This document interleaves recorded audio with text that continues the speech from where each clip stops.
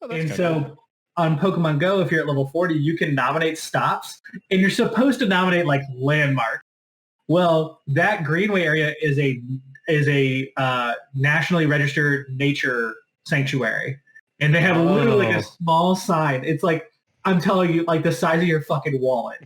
So I went and took a picture, and I was like, make that a stop. There's a little library, a little walking library. Brianna has nominated that as a stop. We have 2 Pokestops that are official in the neighborhood now since we moved in. My Jeez. goal is to get 5, so we literally never have to leave. Like for community day, we could just fuck the party.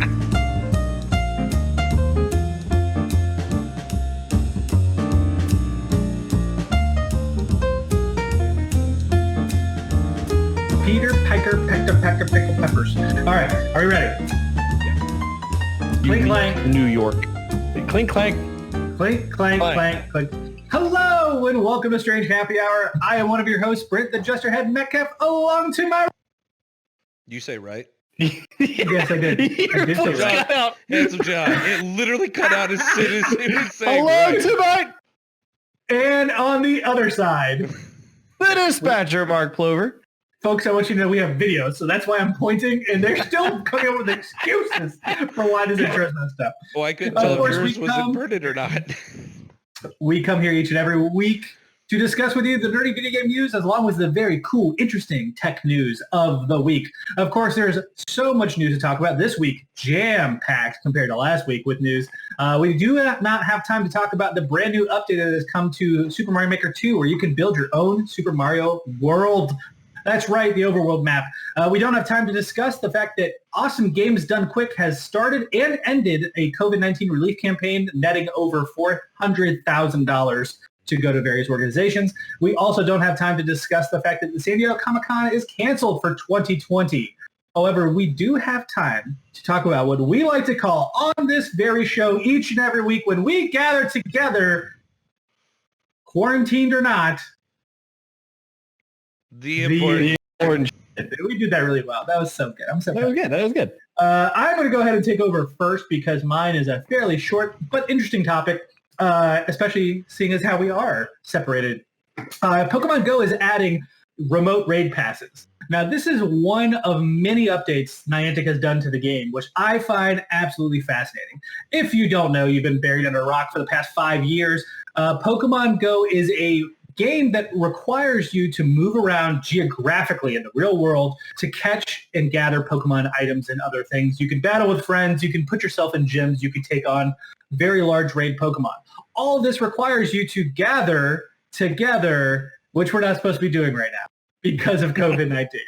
So Niantic has done many, many changes to this game. They have now allowed it so that if you do not go and spin a stop in your day, so you spin stops to get quests, if you have an empty slot for quests, at the end of the day, you will get a brand new quest. You get 1 quest per day, but you get 1 brand new quest that you can do where you are. Cool. They also are allowing you to get half the egg distance for when you're walking. So instead of 10 kilometers to hatch the largest egg, it's only 5. They are also giving you a bunch of items for free or for 1 Pokecoin. So for 1 Pokecoin, they're releasing a box every week. Each week, the box is different, and they're doing a rotation. So like the first week was 100 Pokeballs. They've done incense, because incense, which is an item that allows you to lure Pokemon towards you, now lasts for an hour instead of half an hour, and they're increased in efficiency. So rather than getting a Pokemon every minute and a half, you get a Pokemon every 15 seconds.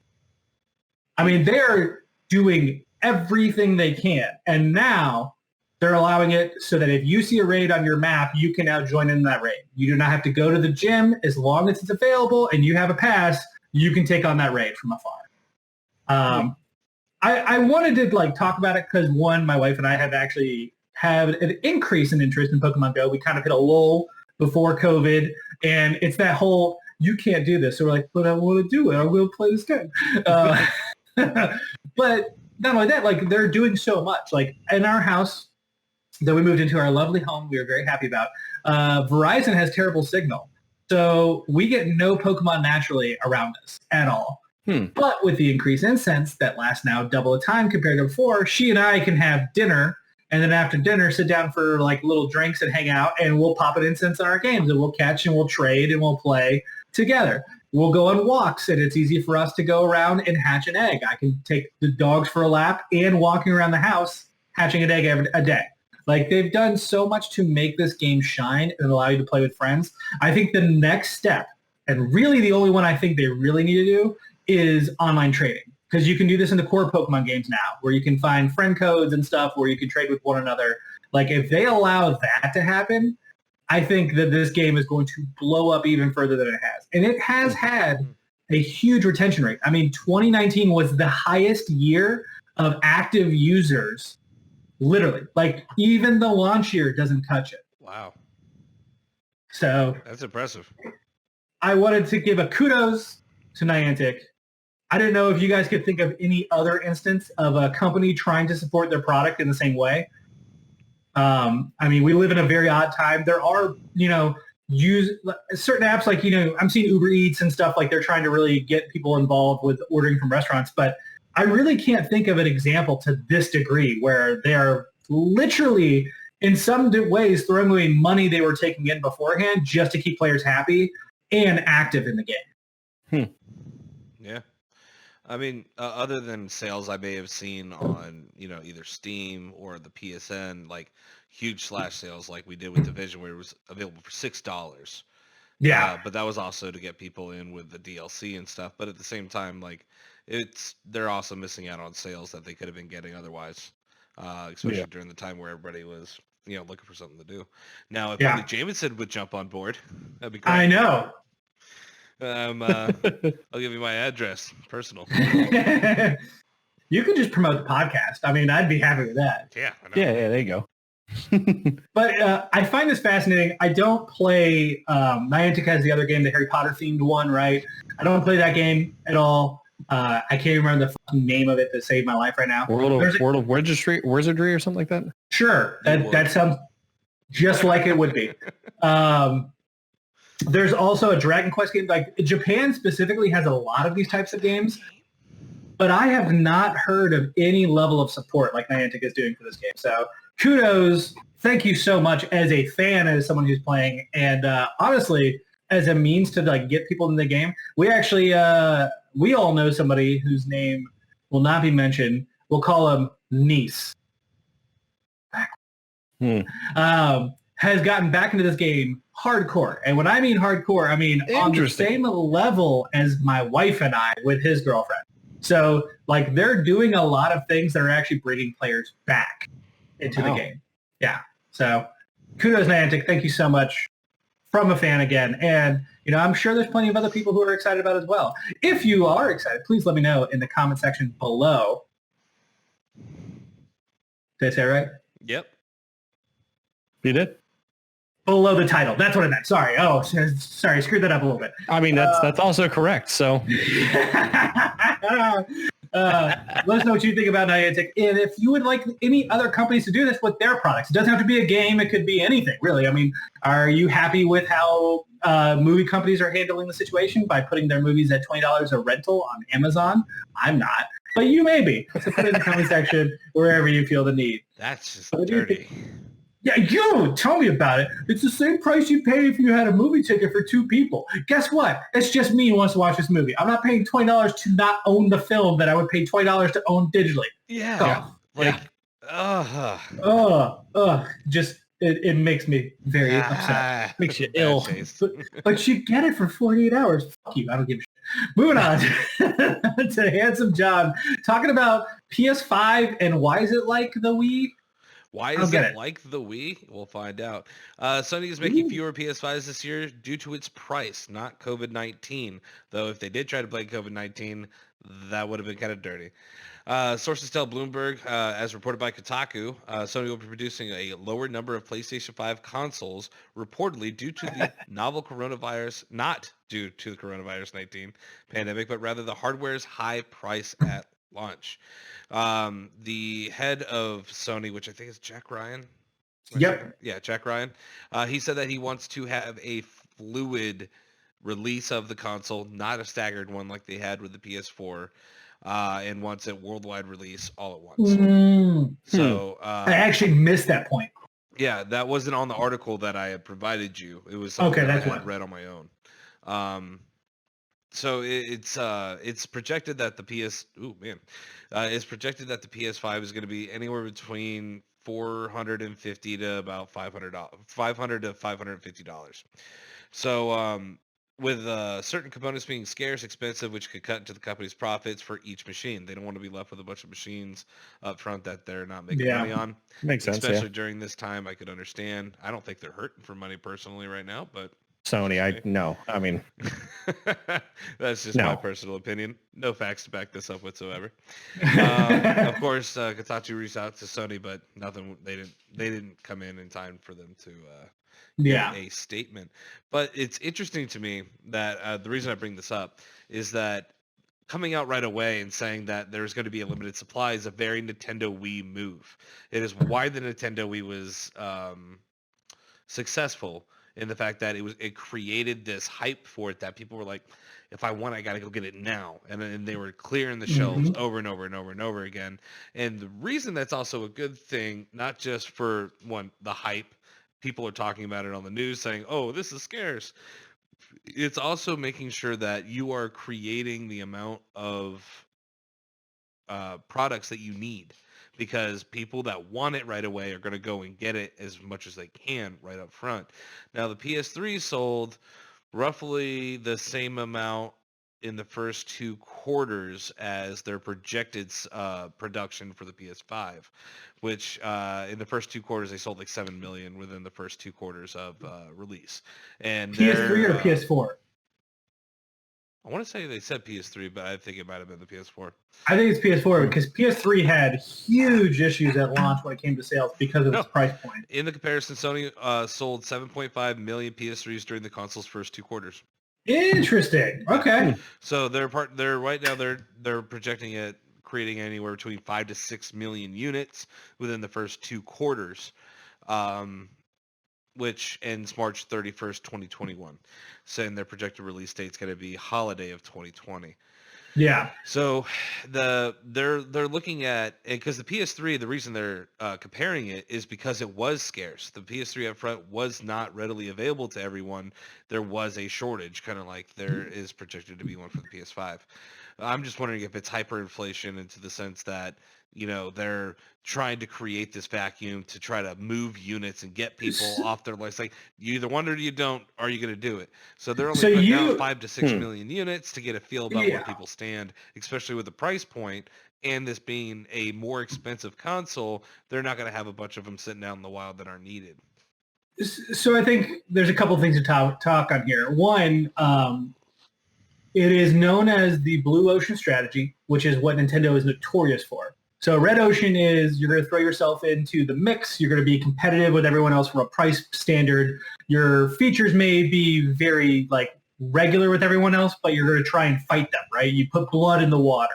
That's what what PlayStation and Xbox have done pretty much the entirety of their time around. Blue ocean is what Nintendo tries to do, which is creating this artificial scarcity and also adding features that don't really make sense, right? Like the Switch is a great example where you could argue back and forth whether or not this scarcity is really artificial, the Switch, but its function, what it does, it's very different. It's not competing with PlayStation and Xbox in the same playing field because it's not trying to be as powerful. It's not going to have the graphic capability. It's going to win on its own game. You're almost competing with yourself at that point. Exactly.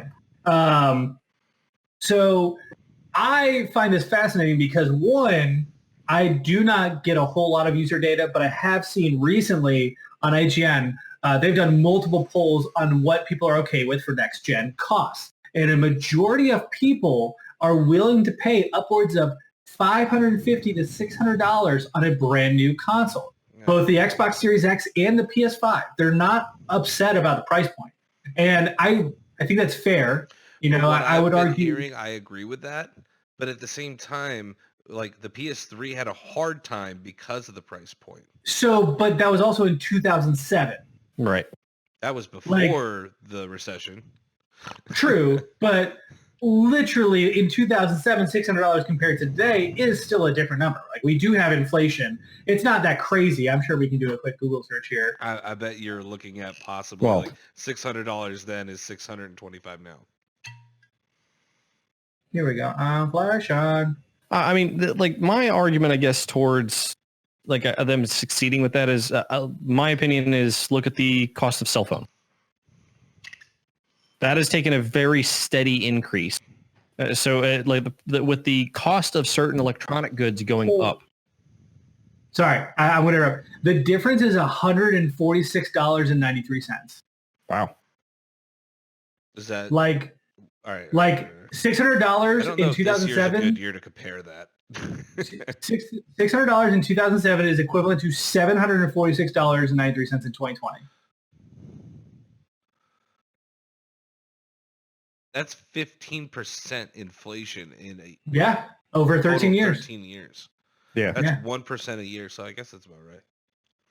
Yeah, I mean, inflation's anywhere between 2%, 2.5%. I think is what I've seen. But most companies say if you're not making 2% profit every year, you're falling behind. Yeah. But I don't know. I could even see the increase in cost go up for added features. Like if you're going to start throwing extra VR features in or capabilities for that. If you're adding 4 and 8K. I mean, from a computation power perspective, that doesn't make sense because the cost of microchips has gone down, but the capabilities of them has exponentially increased in 2007. So like you can't really make an argument for that, but capabilities for extra things that require software and whatnot, and knowledge. Your controller that has haptic feedback. Yeah, exactly. Yeah.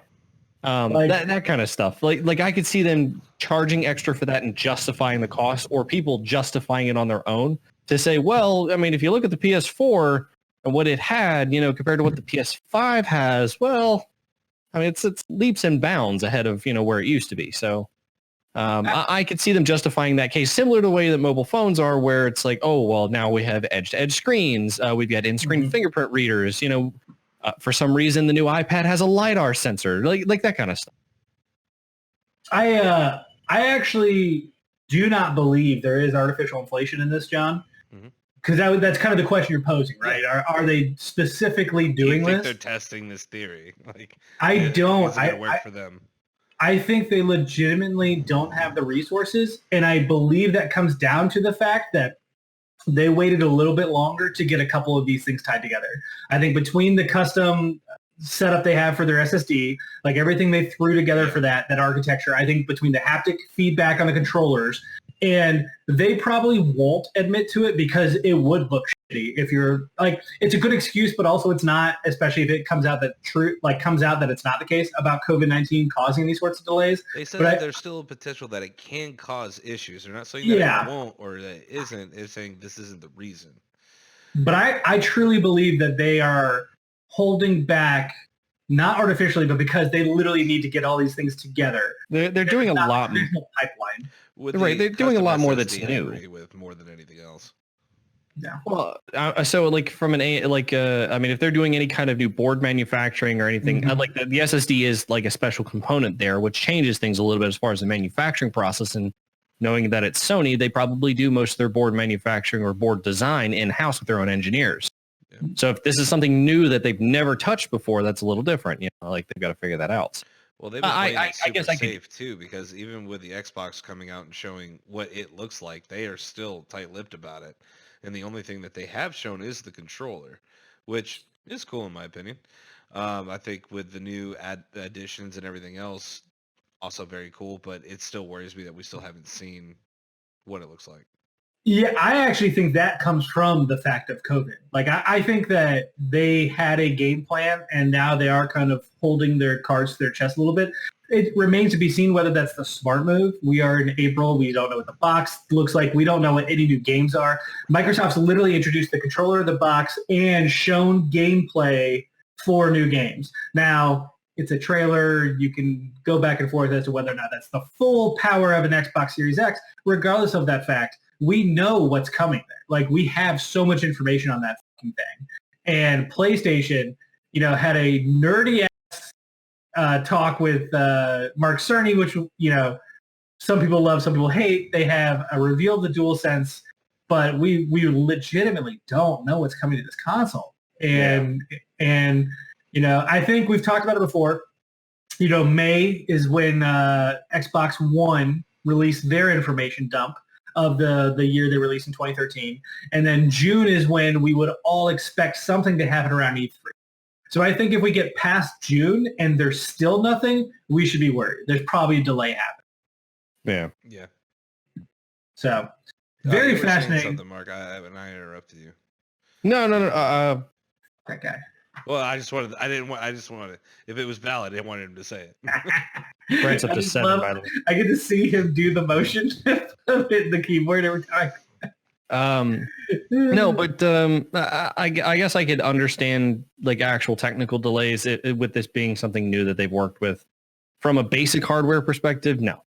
And this is pretty standard board architecture. You know, I mean, short of them having to do some massive overhaul of the software, I cannot imagine what other issues they would run into there. So I'm super excited to see them side by side and see what they can do and what the differences are. That's like the nerd in me just wants to see really what has these two companies who have been vying for control of this market so badly. I want to see what it is that they feel is going to make the difference. You know, PS4 put the trackpad on the controller, and Microsoft went into the triggers for the Xbox One.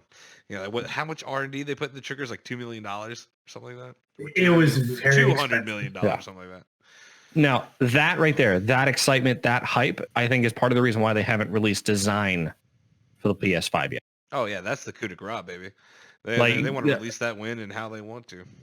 I don't think that's necessarily because of COVID, because like that's like design is something that's all done digitally now anyway, from an art board down to the 3D modeling. So I think that's a little bit of a harder sell, short of somebody physically needing to mold it out of clay, for an example, or something like that. I cannot imagine like what else they would need or why else that like they'd be holding back on the design other than to drive a pipe.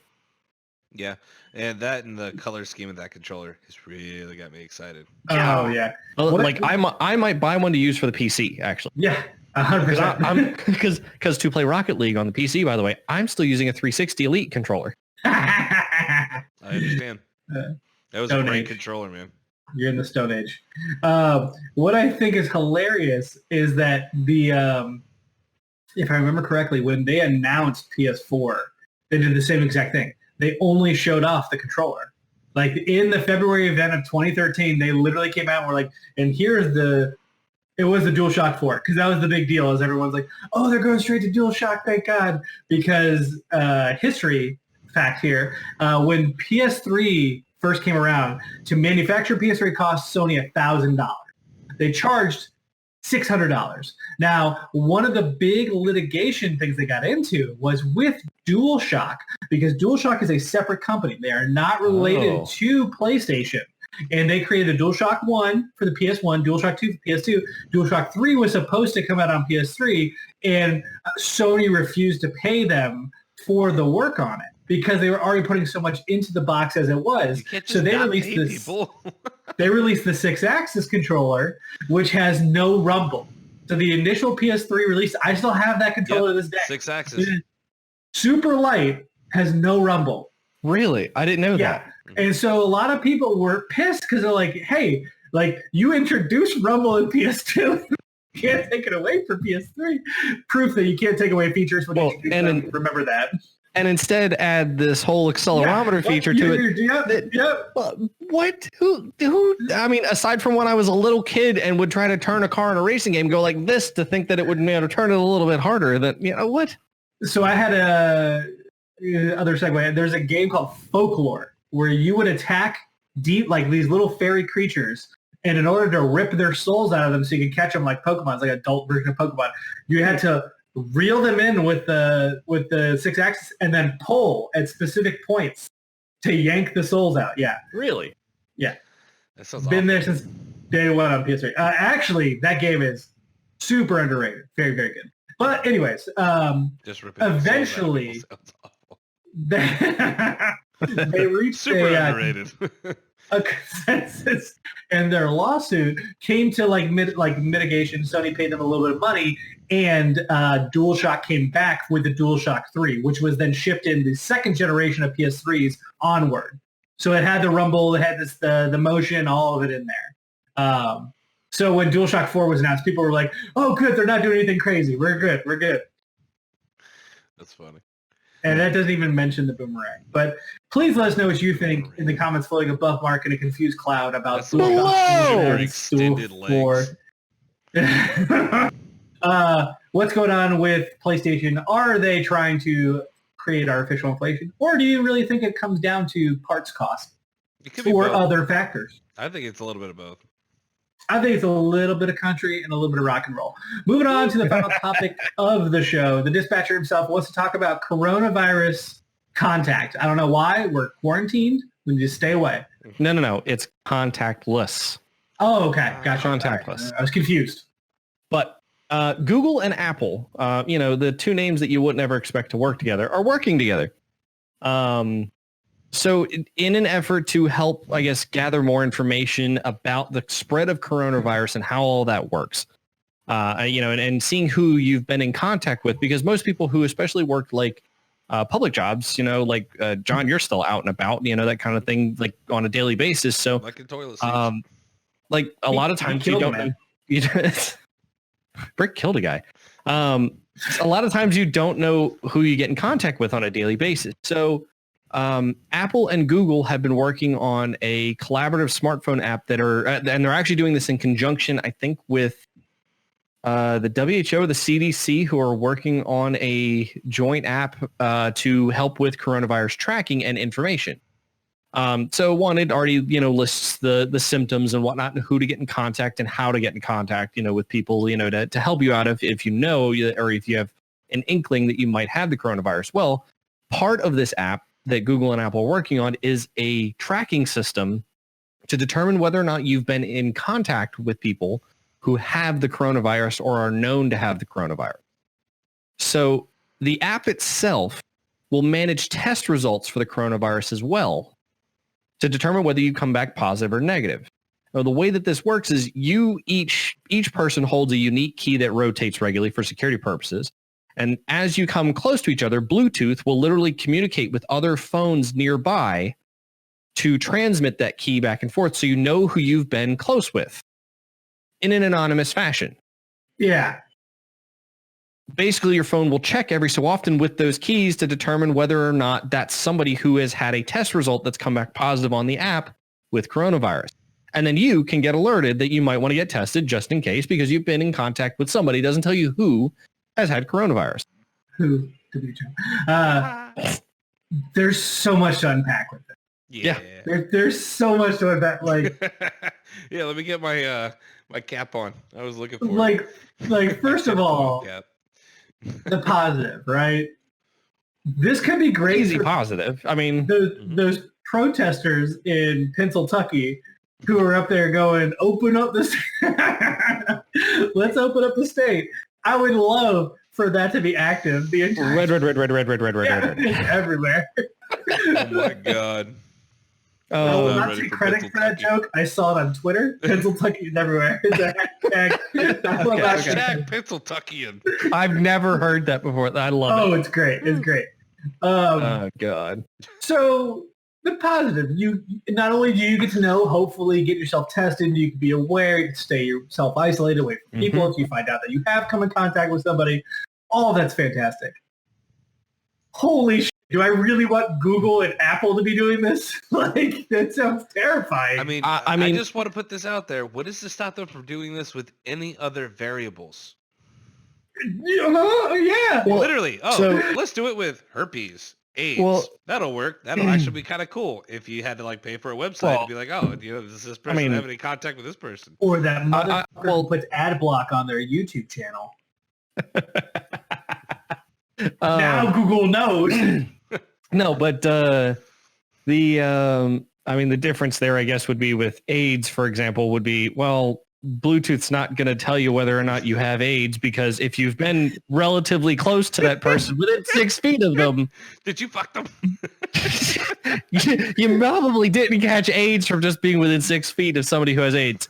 Although the church might say otherwise sometimes. I like this idea of like what happens is rather than just simply like Bluetooth contact, it has to be prolonged Bluetooth contact. So either you're having coffee with that person and you sit there for a couple hours, or you fucking.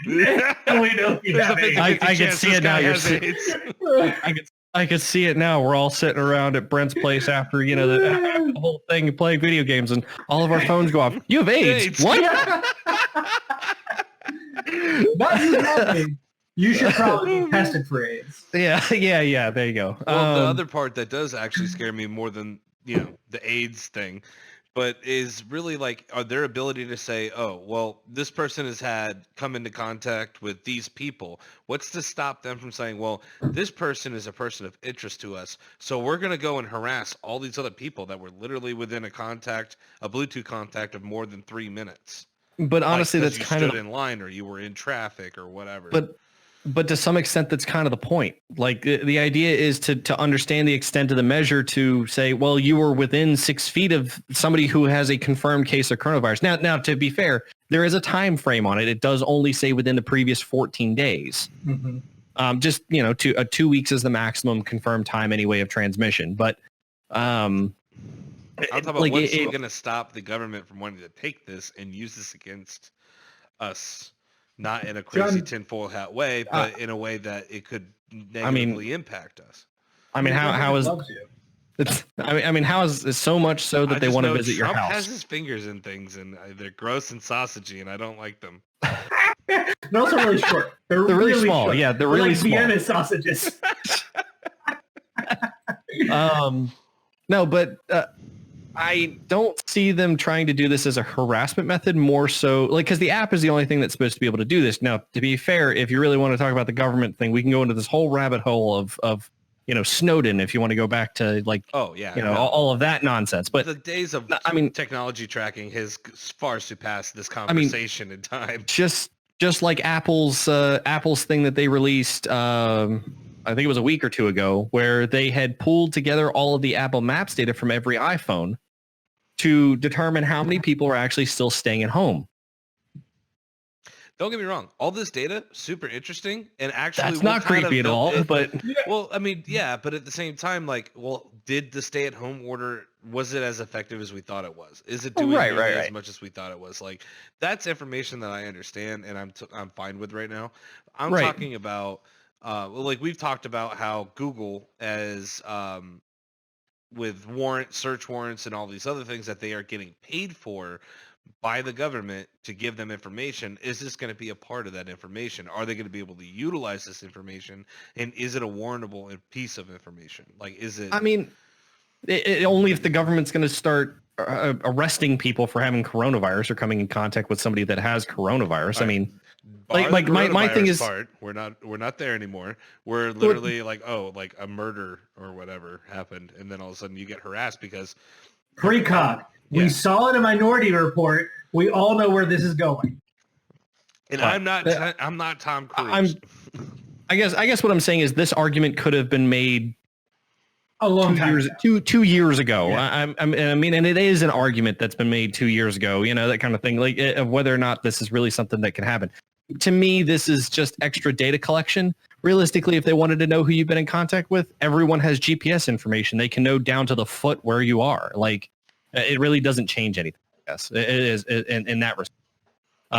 Tinfoil hat people, calm down. Yeah. I'm telling you, John. Actually, since you seem to be the tinfoil hat person here. So, now that being said, I have a lot of tinfoil hat theories, but it is what it is. Well, no, but bring it up. That's what we're here for, right? So I actually like this idea. I like this idea a lot. I like from an understanding of how the security for Bluetooth 4 LE works. This is wonderful. I mean, you're exchanging completely anonymous keys back and forth to each other openly, essentially to determine who you've been in close contact with. Now, the fun part about that is that could have been happening all the time anyway. Low energy keys like that are always being transmitted no matter what. For example, like I told you guys about the Tesla key, comparison. Tesla Model 3s use Bluetooth 4 LE to use your phone as the fob for your car, which is actually a feature that people have been raving about for a long time. But So I just want to point this out. This is what I find fascinating is like we're talking about these two very large organizations who tend to compete with one another pretty viciously. Like, I mean, they've worked together in the past, but it's a little rough. Now the two of them come out right now. They're like, oh, no, we just figured out this technology. And we figured it out at the same time, and we're going to work together. So that's what I was going to say is like more than likely they've already done something like this or understood how to do something like this, at least, to the point that, this is just a particular use case that'll become publicly accessible or publicly acceptable. What's the issue here, I guess, and now that it's something that seems relatively necessary or useful, at least, sure, let's tell everybody about it now. There's your tinfoil hat theory. I like the idea. I see the public health benefit that can come from this. It might be a little too late at this point, because I mean, if we're in the process of flattening the curve, everyone's already in stay-at-home orders. The people that it benefits most are, well, John, people like you that have to go out and about, still on a regular basis and whatnot, and have to come in contact with a lot of people that may want to know that kind of thing. So how would they contact you, even if this did occur? I mean, is there a contact method? So, my understanding is the app system works just like most other app systems do. You have an account. It holds a lot of your medical information is kind of the big difference here. So it's a HIPAA-based app now, where you'll get. Is it holding an electronic medical record, like an EMR? My understanding is yes, that it has access to like not your full medical history, but only your medical history as it pertains to coronavirus testing, since that's done at the state and federal levels. It's done at the state level and reported federally. Okay. Okay. But another problem is like I have a work phone. My work phone is divvied out to me via work, but as far as anyone else knows, no one else knows that's my phone. Well, I mean, you would. I would have to sign into an app in order to accept all this. That would be the idea, yeah. To be able to run this, you have to have a smartphone.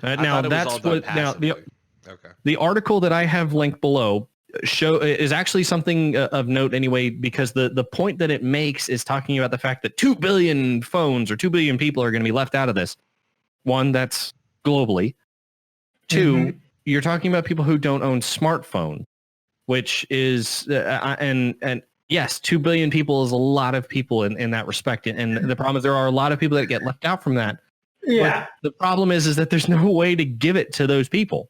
Yeah, but what is the solution here? Like, are you they run on operating systems and software and hardware that's outdated too much to be able to implement this kind of thing. So what would be the benefit of even talking about the fact that these people are being left out? Yes, they're going to get left out. That is how it is. Like, that's how the world works. Like you don't.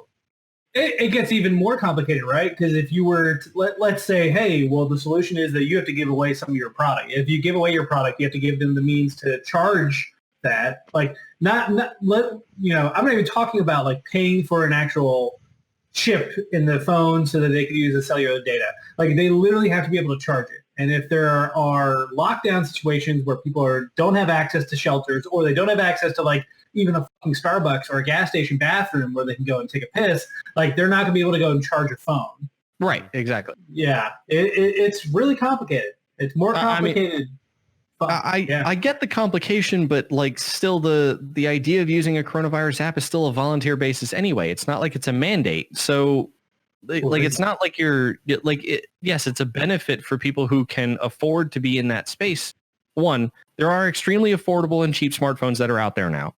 Like used ones you can buy for very cheap, and even brand new offerings have gone for very cheap. Like Samsung J phones are extremely cheap. I mean, you can get one for about $200 or $300, which I know a lot of people still can't afford, but that still puts an entire class of people in buying range of something that has the technology to do this. And there are still even like free offerings that are available from like donation recycling sites even. You can find a way to get a hold of some of this at a relatively cheap level, and some people just don't want to use the new technology because they may not understand it, which I totally get too. I have plenty of people in my family that are like that as well. But it's a complicated issue that I don't see really being an issue. Like I see people like kind of blowing this idea that, okay, so many people are not going to have access to this. Well, that's the way the world works. Like, unfortunately, like, right. That like for the people who can get access to it, that's fine. And maybe that is the elitist view to some people, you know, oh, I have the money to purchase a smartphone and you know, can have access to this wonderful software that helps protect me from the coronavirus. Well, the world's not even. That's not how that works. Yeah, exactly. Like you can complain, or we can use this for at least a portion of the population. Even if it's just a portion of the population, the goal is to help prevent.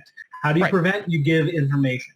So, you know, John, who is out working his routes, having to go out and communicate with people, if they could at least give him information of like, you have come into contact with somebody, you should go get tested. That's useful. That can save a life. Or potentially with as many people as, you know, John would come in contact with, could save the rest of those people as well. I can't believe John's just killing everyone. Prostitute. I just touched everything. I see. But yeah, I mean, I think there are some scary ramifications. I think, unfortunately, you are also correct in like those scary ramifications have been around for a while. Like this is nothing new. How they're using this technology, they're announcing it in a way in which it's like, oh, this is new, but not really. Like this has been a possibility for a while. This is something that's always been capable that we're implementing for the purpose of public health or public safety. Correct. Yeah. So I like that front of it. Yes, the tinfoil hat theory is they've always been doing this and that they've always been tracking who you come in contact with. My opinion is, yes, they have. Yeah. My opinion is, yes, they have been doing it all the time. Just different avenues than this one specifically, maybe. Correct. Yeah. But please let us know what you think about this culmination of Google and Apple coming together to form the tinfoil hat on top of my head. Illuminati confirmed. Floating above John in the pyramid that is the Illuminati confirmed. But now I think it's time for last call. Last call! Ding, ding. You don't have to go home, but you can't stay here. All I know is that Mark had one job before he left the house, and that was to record the bell sound, and he did not do that. You can still go back and do it and cut it in. That's true. I can have Bellboy do it. Yeah. You can have Bellboy do it. We do have plenty of things going on. We have our own various special guests, of course, because we are in Quarantine Edition part, I don't know how you say 5 in French.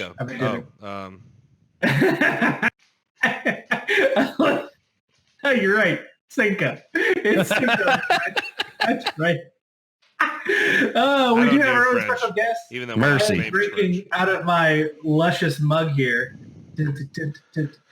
A vodka tonic with Tito's vodka and Canada Dry Diet Tonic.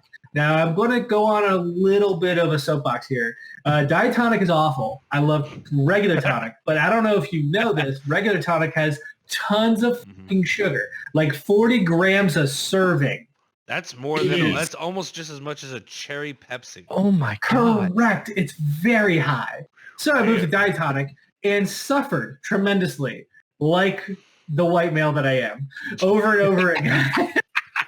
With my Diet Tonic. But it turns out that Canada Dry Diet Tonic tastes almost the exact same. Not quite, but better than every other Diet Tonic I've ever had. So if you're trying to be like me, you're trying to manage your chin fat because we're in quarantine and it's super easy to eat whatever the hell you want. That's why you grow a beard and cover it. Canada Dry Diet Tonic. Delicious. I'm also having a few shots of Jameson Black Barrel on here. What about you guys? Oh, usual. I just emptied bottle number whatever. Same shit as always. Oh, well, I do have some Four Roses left in here, you know, from the joint bottle. Down it. But we've actually been ordering our groceries from Aldi lately. Interesting. So we've been trying Aldi beer. So one of the ones that I had is Kinroo Blue. It's a Belgian white. Oh, nice. Not bad. It's a little on the sweet side. Sweeter than I'm used to, I guess, but it's actually pretty solid. Independence Harbor Amber Ale. Ooh, I've actually particularly enjoyed that one. And I'm actually saving this one for last because I'm not a huge cider person, but I do enjoy these to some extent. Wicked Grove hard apple. Wonder who bought Sounds that. good. Yeah. Aldi beer. Okay, I have to remember that one. For the weekly reading, I actually have 2 articles here. One is about how the Nintendo PlayStation became the most valuable game console out there. This is the unreleased console that was the culmination between PlayStation and Nintendo, supposed to use disc and cartridge. It is, of course, sold recently for, I believe, $3 million. Very expensive. But a great article to go over the history of how this console came to be and why it was never released to the general population. The other one is an image of Final Fantasy VII. So, of course, I have been playing Final Fantasy VII Remake. I've enjoyed that game quite a bit. I'm getting ready to go for my hard mode, Platinum, coming to you at your boy, right?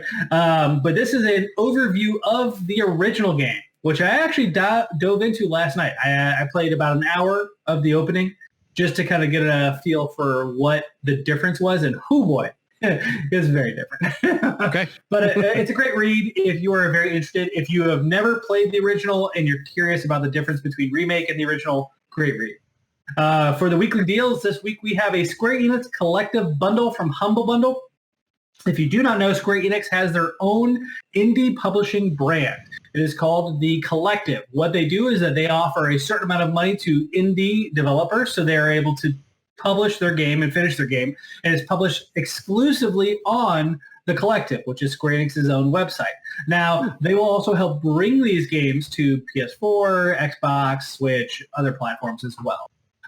This bundle is available and it holds a total of, I wish I knew the number of games off the top of my head, but it's been a while. If you spend $1, you get 4 games, including Oh My Godheads and Octahedron. If you spend more than the average, which currently $7.49, you get the Turing Test, as well as Black the Fall and Fear Effect Sedna. The Turing Test, well worth the money in general. Like, it's such a great game. And $10 or more, so literally $2.50 more than that, you get 4 more games, including Children of the Zodiacs, which I have looked into quite extensively, and Tokyo Dark, and Battalion 1944. So 4, 8, 12 games for $10. Cannot beat it. You can play it on your Mac and your Windows device. That console sold for $360,000. Thank you. Jesus. Yeah. Looking at cool shit. A fan creates his own Nintendo Switch from replacement parts. So if you don't know, Nintendo Switch right now is very hard to come by. They're actually out of stock in the majority of locations. So somebody, simply because of the fact that the manufacturing is not possible right now for a lot of people. It's because bots have been buying up all these Nintendo Switches and then selling them at a profit. It's a combination between the two. So there is shortages of the Switches, but the bots are buying up majority of them and selling them for a profit. So this fan went and bought replacement parts and built his own Switch. It's very, very cool. You should look at that. Smart man. The other one is, very smart man. Fan recreates Cloud's iconic Buster Sword, the iconic sword that Cloud has in Final Fantasy VII Remake and the original, from cardboard. Not only did he create it from cardboard, but Cloud has this pose in the original Final Fantasy where he spins this sword, so he spins it in a circle in front of him where he's like, da, da, da, da, da, and then puts it on his back.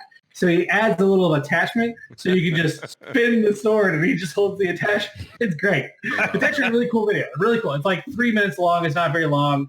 Highly advise you take a look at it. And finally, in your lockdown, you can do 2 things this week. One, Mangamo is an app which allows you to read a plethora of manga for $5 a month. This is not Shonen Jump, which John and I have talked about repeatedly. This is actually more of a collection of various mangas that are already out. This is not updated often, but it does have thousands of volumes of different mangas for $5 a month if you so choose. There's more expensive than Shonen. You and I can talk about that after the show. There's also the NASA has released a brand new game, which if you play this game is going to help them map and possibly save coral reefs. So you should check that out as well. Interesting. Finally, before we end the show, we have our question of the week, which is, what are you doing? Are you doing anything to stay active during self-isolation? Physically or mentally? Either, I think, is fine here. Okay. What a great looking place. My job's fairly labor intensive anyway, and Yeah. I've been doing a lot of yard work.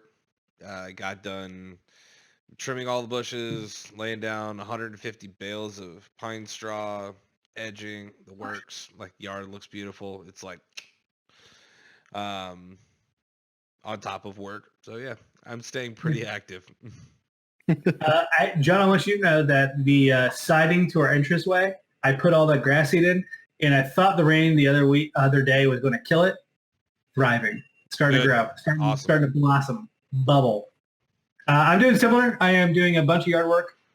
My wife and I are doing daily exercises, and by daily I mean Monday through Friday. Because come on, you don't exercise on the weekend. So we've been changing it up quite a bit. We originally started with your typical strength training, sit-ups, push-ups, those kinds of squats, simple. We're adding more and more to it as we go. And then, of course, I walk the dogs a lot. But the yard is definitely the big one. We have a new house. We're trying to manage things the way we want to. And I am ripping things out and growing new things all over the place. I have shallots growing right now. Very excited about that. Okay. Yeah. As far as like physically active, I mean, the only thing I haven't been doing much in the way of exercise that I probably wouldn't normally be doing anyway. Like getting up, moving around, normal stuff, Yeah. walking around house, that's the kind of stuff. The only other thing other than that is like Gloria and I have been going on some walks around the neighborhood and whatnot. But we've been enjoying the outdoors.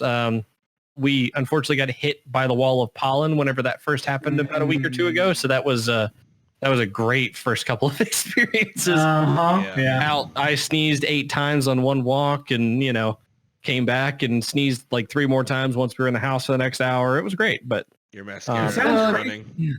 8 times in a walk, but it was a 3-minute walk. It was a lot. Please. But as far as mentally, research, software development, stuff I've talked about in the last episodes, I've been on top of that stuff. Yeah, learn new skills, that kind of thing. For me specifically, I started a new job, as everyone knows here on the show, which is using new programming language. I am learning quite a bit as the weeks go on. So I'm with you there. And I'm happy to see that you're enjoying it. Oh, I love it. Every second of it. I'm like, give me more, do more. But please let us know what you're doing to keep yourself in shape, both physically and mentally while in quarantine. In the comments floating above Mark, because he looks so happy. Just look at him. He's so Below. I don't know who he's blowing, but that's fine. Until next time. Cheers. Cheers. Cheers.